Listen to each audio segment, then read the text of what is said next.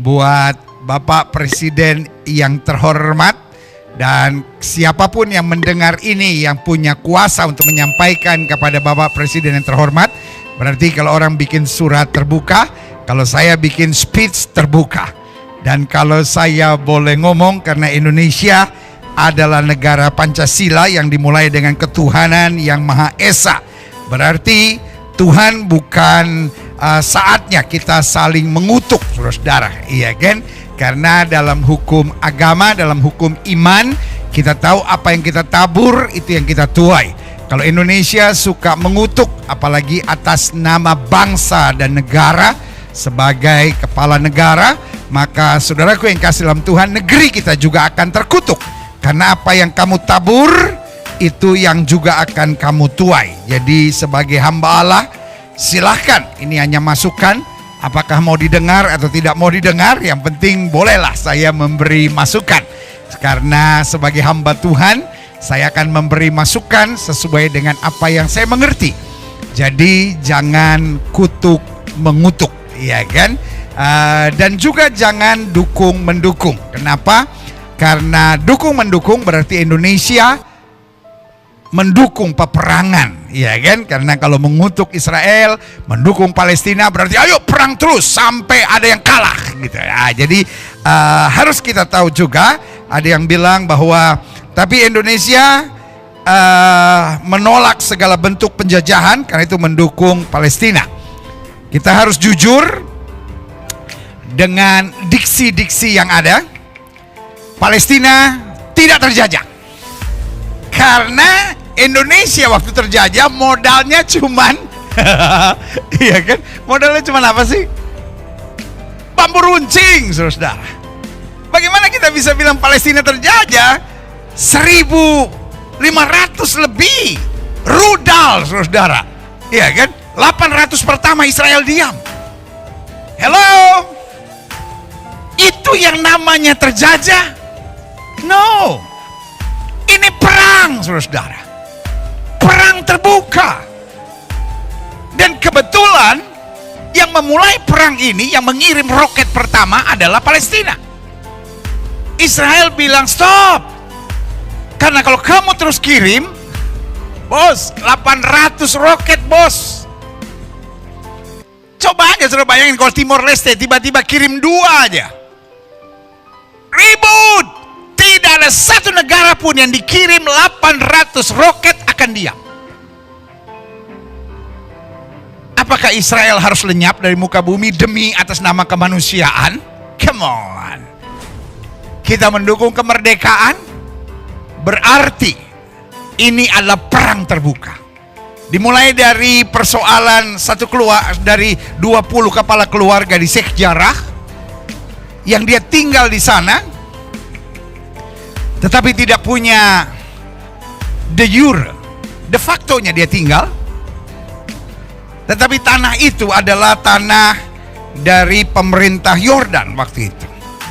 Sehingga sekarang Israel sebagai negara demokrasi dan negara hukum menghadapkan pada mahkamah. Dan jangan pikir setiap kali ada persoalan dengan orang Arab lalu Israel pasti menang. Tidak, saudara-saudara.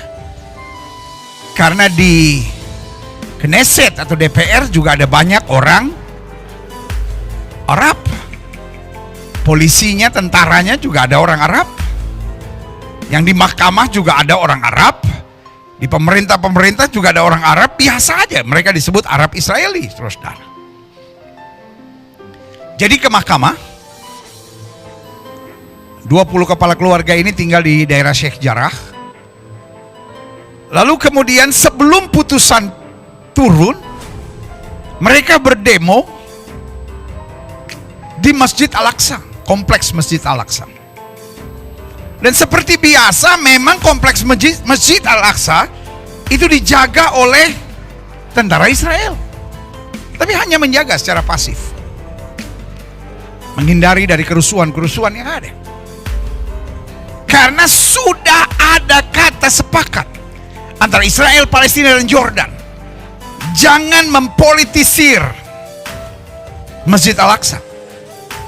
Di mana-mana tidak pernah boleh demo di tempat ibadah. Hello, itu peraturan dunia, seluruh dunia. Tidak boleh ada demo mengatasnamakan agama yang berlangsung di tempat ibadah. Termasuk di Israel Palestina, itu kesepakatan bersama. Mereka tidak boleh demo di sinagog. Kita tidak boleh demo di gereja. Hello. Dan apa yang terjadi? Mereka demo di sana. Dan tentara Israel mulai jaga. Tiba-tiba batu-batu mulai dilempar. Dan daerah situ tidak ada batu, memang sudah dibersihkan.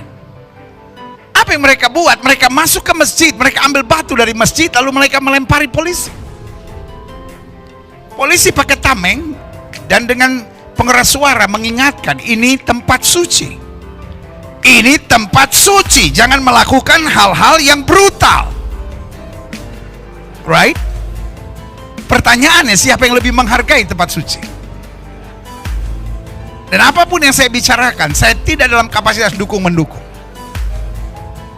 Oleh anugerah Tuhan, saya berteman dengan Perdana Menteri Palestina Mohammed Shtayyeh. Fotonya bisa ditayangkan. Ini foto saya bersama dengan Perdana Menteri Palestina Mohammed Shtayyeh, Dr. Mohammed Shtayyeh. Nah, saudaraku yang kasih dalam Tuhan, saya cinta Palestina, saya cinta Israel karena di atas segala-galanya saya cinta perdamaian. Dan sebagai hamba Tuhan, saya taruh di hati saya apa yang ada di hatinya Yesus.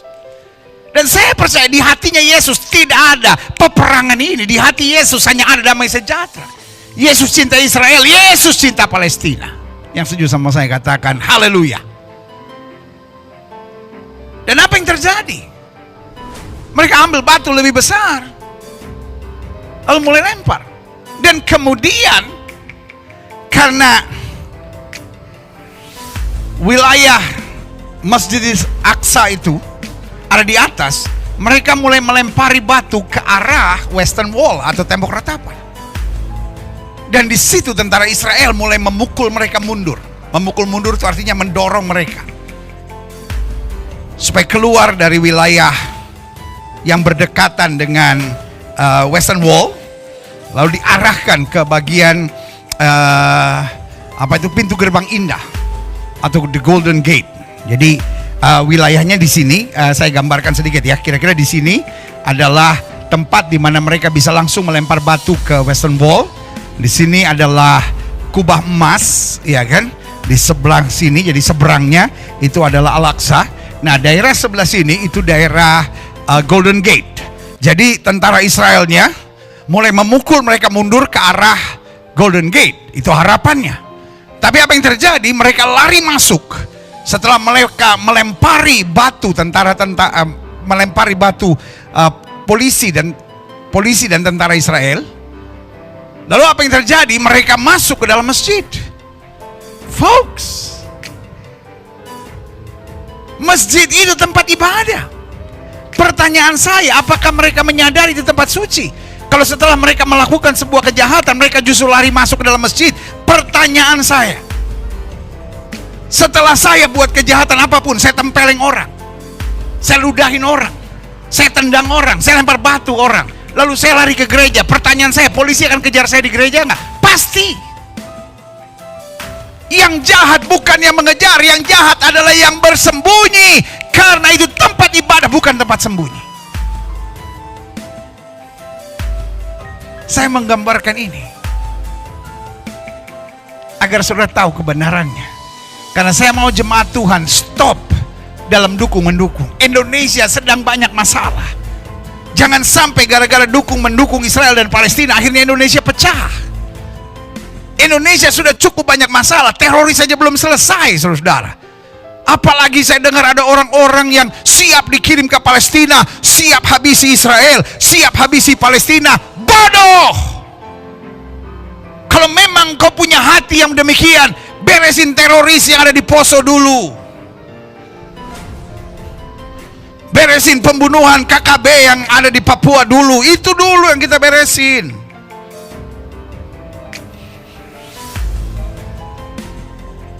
Teroris di negara kita sendiri aja masih banyak, saudara-saudara, ngurusin negara orang lagi. Itu adalah perang yang sudah berlangsung ratusan tahun, saudara-saudara.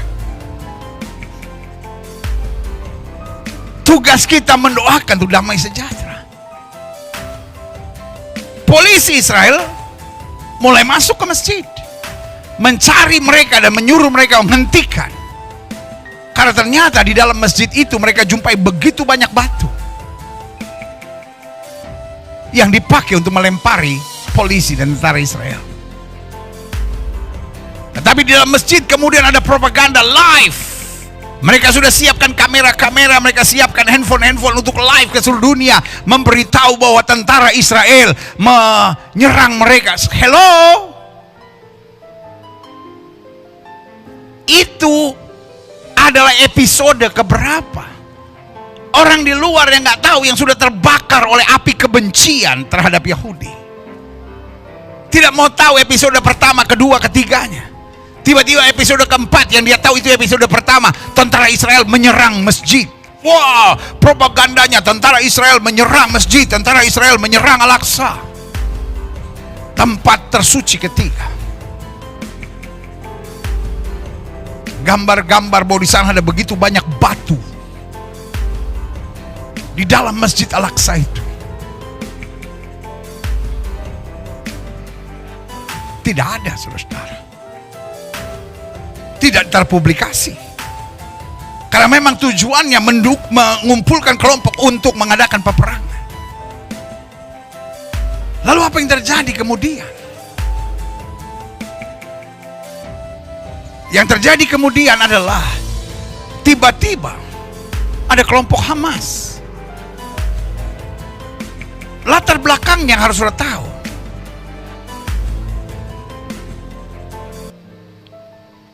Palestina hari-hari ini sebetulnya terpecah dua faksi besar. Satu, apa yang terjadi di tepi barat, dipimpin oleh Fatah, dan Perdana Menterinya namanya Dr. Muhammad Shtayyeh.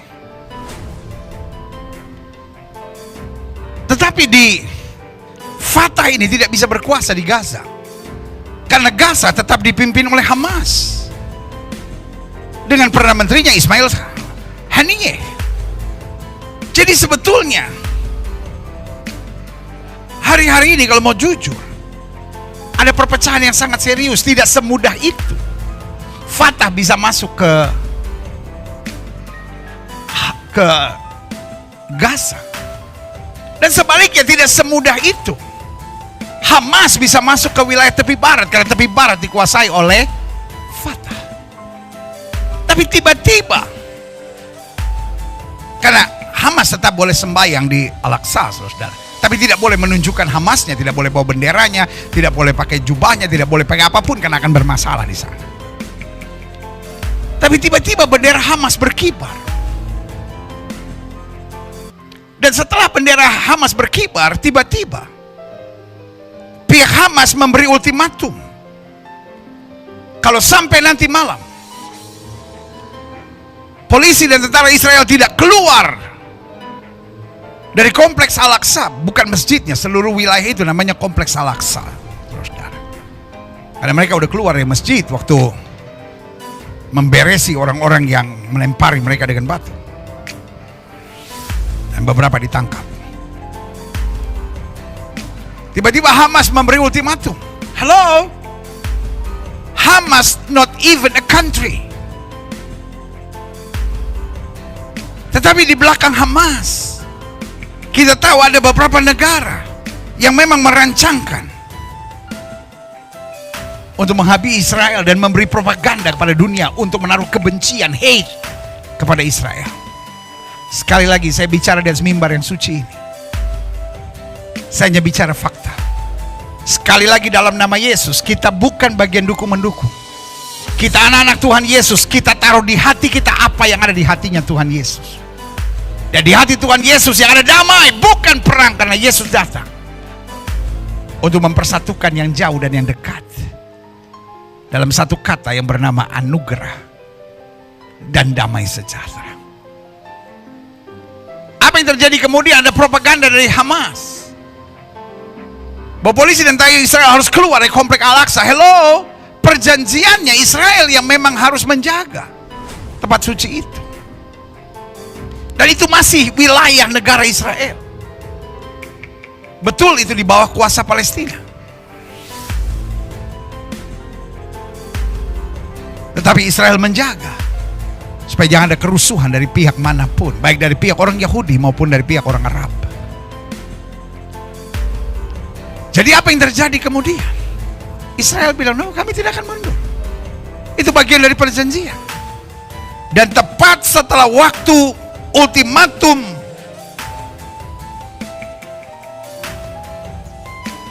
dari Hamas selesai dan memang tentara Israel tidak mundur, apa yang terjadi? Roket mulai dikirim.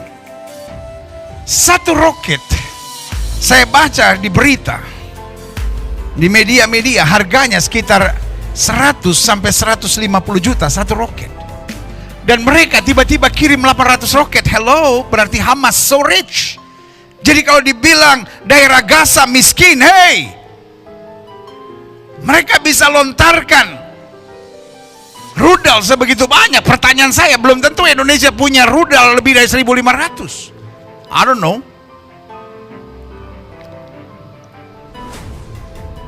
Setelah 700, Benyamin Netanyahu bilang, karena Israel hanya pakai Iron Dome. Satu Iron Dome sekitar 700 sampai 800 juta. Jadi Israel lihat, kalau ini kira-kira jatuh hanya di padang belantara atau di padang gurun dibiarkan. Tapi kalau jatuh di rumah penduduk yang sebagian besar justru jatuhnya ke tempat pendudukan. Karena memang ditarget.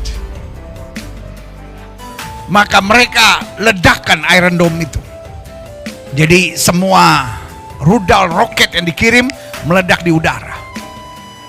Tapi akibatnya tetap jatuh ke bawah. Tetapi nggak bisa semua karena segitu banyak, segitu cepat dikirimnya. Sehingga ada beberapa juga yang menghancurkan dan membunuh daerah pemukiman. Setelah 700, Benyamin Netanyahu memberi peringatan, kami tidak akan diam. Ini serius. Dan setelah 800, mereka terus kirim dan Israel persiapkan. Lalu ternyata Israel temukan bahwa roket-roket ini tidak dikirim dari headquarter Hamas, tetapi ada yang dikirim dari sekolah-sekolah, ada yang dikirim dari gedung-gedung perkantoran umum. Itu sebabnya Israel sebelum memberikan bom, beda dengan Hamas yang main kirim roket dan menyerang kemana-mana gak jelas, saudara. Karena memang Hamas adalah, menurut PBB, adalah kelompok teroris. Dan apa yang terjadi kemudian? Israel memperingatkan, kami akan bom 1, 2, 3 gedung. Karena kami identifikasikan roket-roket terlepas dari sana. Jadi ingat, Israel sebagai negara demokrasi di bawah PBB tidak bisa sembarangan. Hamas bisa sembarangan sebab nggak ada yang bisa atur Hamas. Karena itu adalah kelompok teroris. Tapi Israel bisa dijatuhi hukuman. Jadi kalau orang bilang Israel membabi buta, tidak mengerti hukum, saudaraku yang kasih dalam Tuhan, hello, baca berita bos. Zaman sekarang gampang untuk mengakses berita, gambar-gambarnya semua jelas bos, nggak bisa main-main. Apalagi Israel, negara berdaulat, beda sama Hamas yang nggak ada pimpinannya, nggak jelas, saudara. Dan apa yang terjadi kemudian? Israel memberitahu gedung ini kami identifikasikan. Dan kami bisa buktikan bahwa roket-roket Hamas berasal dari situ. Penduduk sipil kami beri waktu. Salah satu gedung adalah tempat pusat media internasional dari sana, AFP ada di sana dan beberapa pusat media internasional ada di sana. Cepat keluar. Termasuk salah satunya adalah rumah sakit yang dibangun oleh Indonesia, yaitu Rumah Sakit Indonesia di Palestina yang dibangun oleh Mercy. Dan dari situ juga, bayangkan dari rumah sakit roket terbang, saudara. Dan itu sebabnya diumumkan Gedung ini, gedung ini, gedung ini, gedung ini akan kami bom. Kami beri waktu, cepat bergegas. Karena sebentar lagi pesawat-pesawat tempur kami naik dengan loaded bombs dan kami akan bom. Nah, saudaraku yang kasih dalam Tuhan, masihkah Indonesia mau menutup mata dan bilang ini penjajahan? No. Ini perang terbuka. Indonesia bisa punya peran untuk memegang tangan Israel, memegang tangan Palestina dan menyatukannya. Karena Indonesia adalah negara dengan populasi muslim terbesar. Beberapa hari yang lalu saya dengar Menteri Luar Negeri minta dukungan dari negara-negara Arab. Tapi saudaraku yang kasih dalam Tuhan, kita harus jujur. Negara-negara Arab juga tidak seluruhnya mendukung Palestina karena mengerti apa yang terjadi. Kita di sini terlalu jauh, kita dengar berita-berita yang gak jelas, saudara. Dan kita dengar berita-berita one-sided. Karena kita memposisikan diri hate Israel, putus hubungan dengan Israel. Saudaraku yang kasih dalam Tuhan, berarti kita terlibat dalam perang ini. Saya pikir tidak seharusnya negara Pancasila yang mengedepankan damai ikut campur dalam peperangan negara orang. Kita pun gak ingin negara lain ikut campur dengan kita. Jadi yang terhormat Bapak Presiden Republik Indonesia, yang terhormat pimpinan-pimpinan negara ini, saya sebagai anak negeri lahir di tanah ini 26 Desember 1966. Saya lahir di kota Jakarta.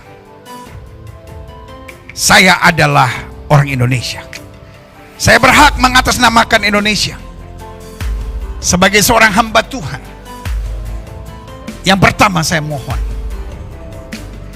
jangan sampai bangsa ini terpecah hanya karena peperangan Palestina dan Israel.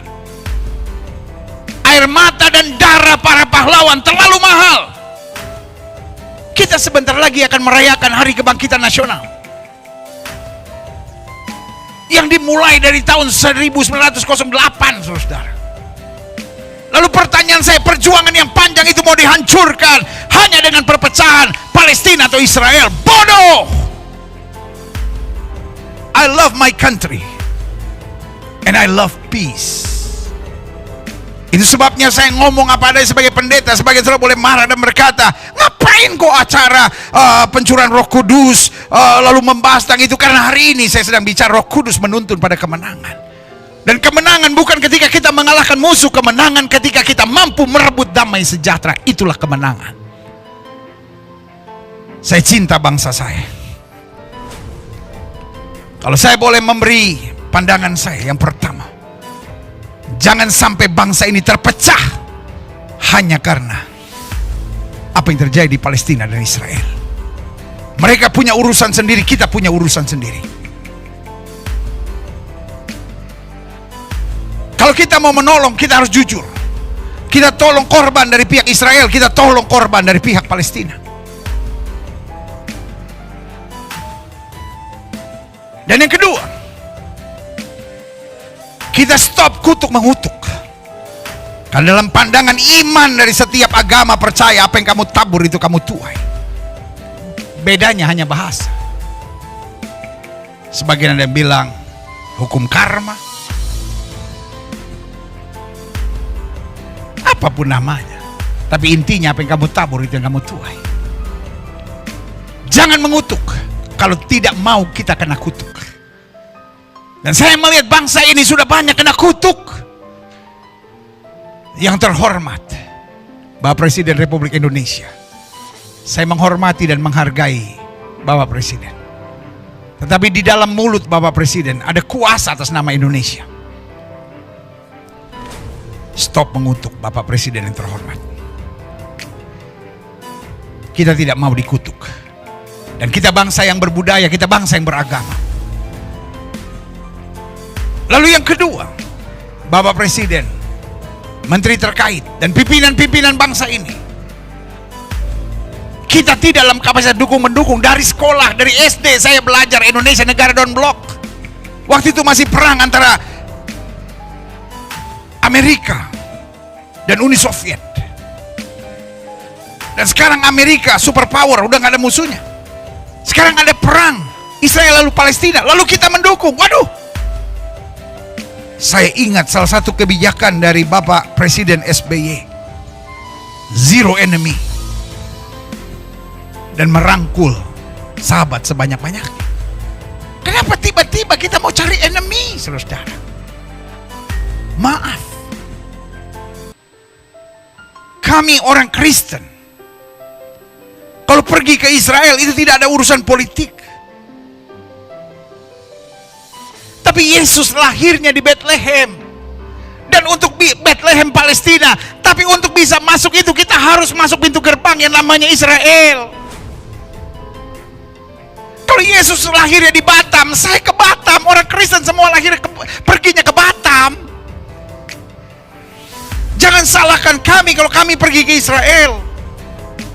Kami bukan urusan politik. Kami hanya ziarah Yesus matinya di Yerusalem, Yesus kehidupannya di Tiberias, dan itu semua ada di wilayah Israel.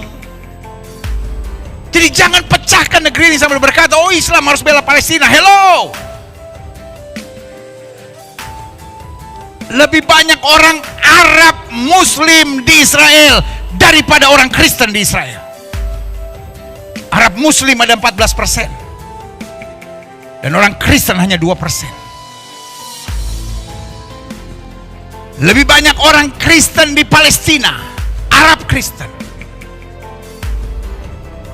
daripada Yahudi Kristen. Jadi saudara gue yang kasih dalam Tuhan, stop kaitkan agama di sini. Tetapi kami orang-orang Kristen, kami anak-anak Tuhan Yesus, tidak diajar untuk dukung-mendukung, benci-membenci. Bahkan orang yang mengutuk kita harus kita ampuni dan harus kita berkati, harus kita kasihi. Itu sebabnya saya juga mau bicara kepada orang Kristen yang fanatik Israel. Saudara suka tanahnya, saudara suka ceritanya, silahkan. Tetapi bukan bagian dukung-mendukung politik.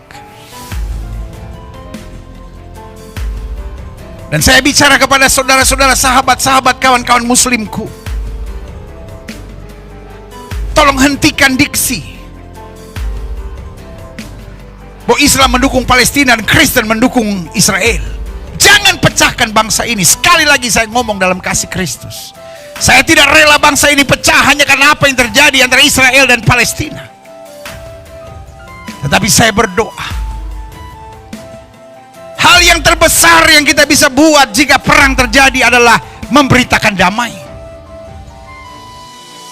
Hal yang terbesar yang Indonesia bisa buat untuk Palestina dan Israel adalah mendesak gencatan senjata, baik dari pihak Israel maupun juga dari pihak Hamas dan Palestina.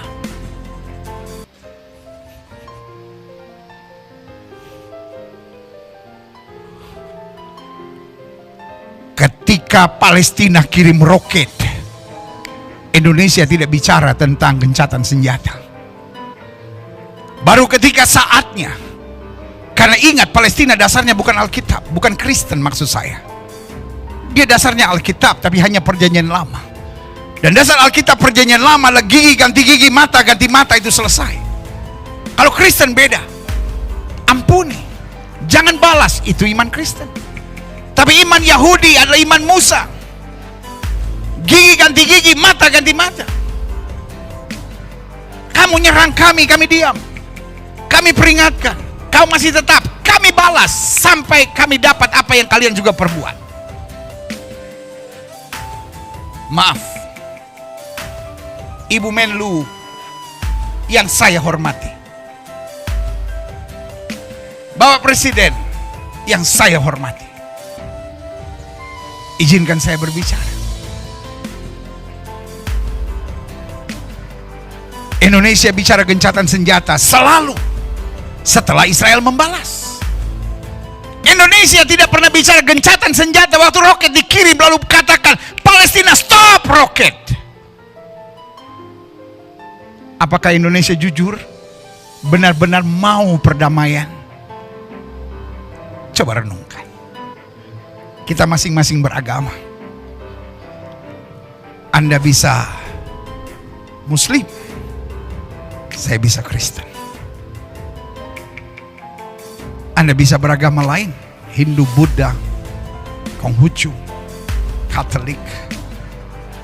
Tapi kita bertanggung jawab pada Tuhan yang sama. Tuhan yang mana yang mendorong perang? Tuhan yang mana yang ajar kita kutuk mengutuk? Tuhan yang mana yang ajar kita untuk mendukung peperangan? Ayo ribut, ayo ribut, ayo ribut, stop! Kita negara Pancasila. Penjajahan di muka bumi harus dihapuskan. Tapi itu juga berarti peperangan di muka bumi harus dihapuskan. Mari apa yang tertulis, apa yang kita katakan, dan hati kita menjadi satu. Kita sebentar lagi akan menyambut Hari Kebangkitan Nasional. Jangan sampai Hari Kebangkitan Nasional penuh dengan ujaran-ujaran kebencian terhadap Israel. Israel juga satu bangsa. Orang Yahudi itu manusia kan? Orang Yahudi bukan binatang kan? Hello? Orang Yahudi juga manusia yang harus kita cintai dan kita hargai, yang kita harus biarkan tinggal di negaranya. Saya mau saudara lihat gambar ini. Oke? Apa yang saudara bisa lihat di sini? Peta dunia. Wilayah hijaunya itu negara-negara Arab. Yang dikotakkan dengan kotak merah itu wilayah Israel. Yang di dalamnya masih dibagi lagi. Dibagi dua, Israel dan Palestina. Dan di dalam negara Israel yang sudah tinggal setengah itu masih juga ada orang Yahudi dan ada orang Arab Israel. Masih juga mau disingkirkan. Kenapa kita nggak bersama-sama berdoa? Solusi dua negara merdeka, hidup berdampingan dengan damai, dengan Indonesia yang adalah populasi terbesar Muslim, bisa berperan aktif untuk mendukung perdamaian ini. Indonesia, wake up. Mesir, negara Arab yang berdampingan dengan Israel, berdamai dengan Israel. Yordan yang pernah perang dengan Israel, yang katanya wilayah diambil oleh Israel. Saya oleh anugerah Tuhan 6-7 kali berbicara langsung, berkawan baik dengan Shimon Peres, mantan presiden, mantan perdana menteri, dan menduduki banyak jabatan di Israel. Dan dia negosiator langsung dengan Anwar Sadat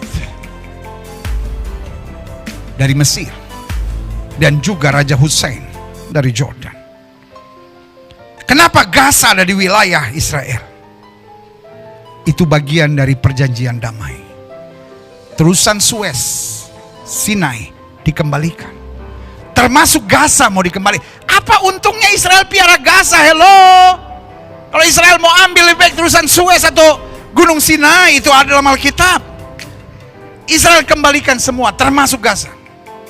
Saya dengar langsung dari Shimon Peres. Dia bilang sama saya, Pastor, I was there because I'm the negotiator to President Anwar Sadat. Dan Anwar Sadat bilang begini, waktu saya bilang saya akan kembalikan semua, Anwar Sadat bilang begini, hanya Suez dan Sinai yang dikembalikan, Gaza nggak usah, karena kita udah cukup menderita sama Gaza. Sekarang adalah urusan Israel.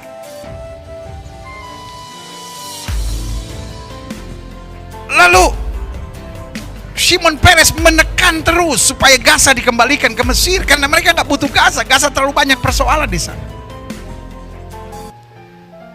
Dan akhirnya jawaban dari Anwar Sadat, kalau Gaza mau dikembalikan, kita nggak perlu damai. Saudaraku, saya dengar langsung, saya bertanggung jawab di hadapan Tuhan. Shimon Peres sudah almarhum sekarang, tapi saya bertanggung jawab di hadapan Tuhan. Itulah yang saya dengar. Dan berkali-kali saya bilang, "Are you sure, Mr. President?" Yes. In the name of my God. Itu jawabnya. Lalu saya tanya, bagaimana dengan tepi barat? Sama, kami mau kembalikan. Yordan bilang, nggak perlu, kita langsung berdamai. Makanya berdamai, meskipun tepi barat tidak dikembalikan, mereka berdamai. Kenapa? Karena memang itu negosiasinya. Dia bilang, udah kamu aja yang urus itu sama Palestina. Kami udah nggak butuh. Kami udah cukup sakit kepala. Biarkan kami mengurus negeri kami sendiri. Kalau kamu ngotot mengembalikan,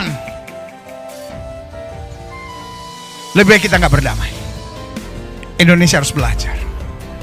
Mesir, negara Arab, berdamai sama Israel.